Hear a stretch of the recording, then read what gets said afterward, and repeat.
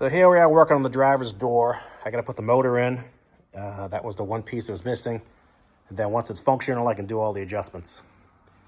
So let's follow along and see what happens next. Working on the driver's side power window. I have the motor installed. I plugged the harness in temporarily just to make it go up and down, which it does. And I'm finding that the window itself is hitting the harness. The harness comes in through this grommet and big rubber sleeve back there, whatever you want to call it.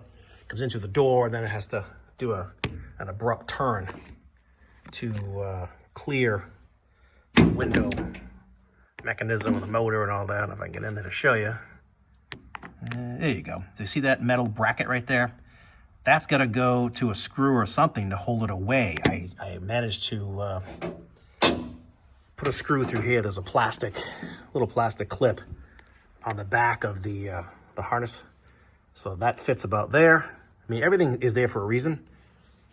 So I got it to fasten there. And what I thought about this was there's a hole. There was a, what do you call it? Like a divot in the door. I forget what you call it. It's a pilot.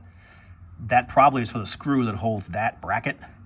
So what I'm going to do is slip a captivated nut, spring nut, whatever you want to call it, J-nuts, people call them, on the back of that little clip. And then I'm going to screw that to the door. I drilled the hole through. It's right there. And let's see how that does. All right, I'm going to call it here for the day. I got the harness to tuck in nicely. If I get my camera in there. Yeah, there you go.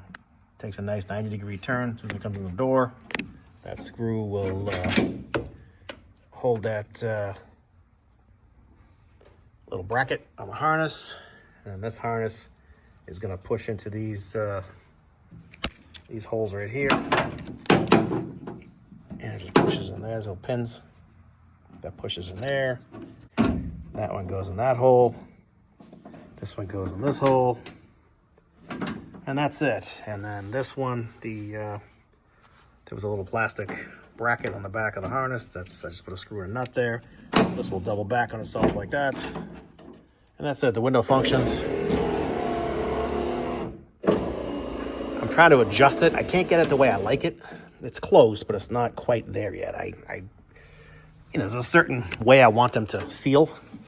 I mean, to me, it's the only way to make them seal.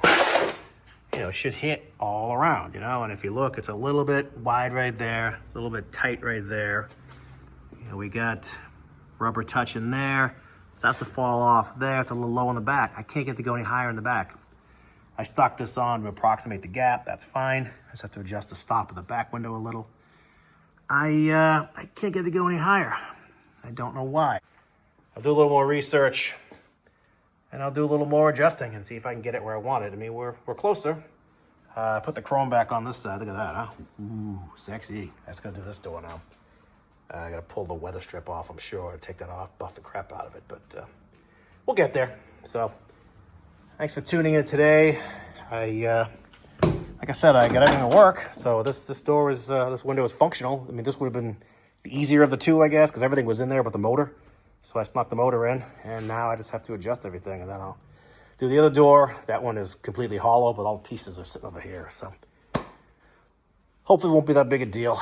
Let me just touch up the paint in this door before I go home, and we'll play with it again next time. Thanks for tuning in, and I hope your projects are going great, and I will talk to you later.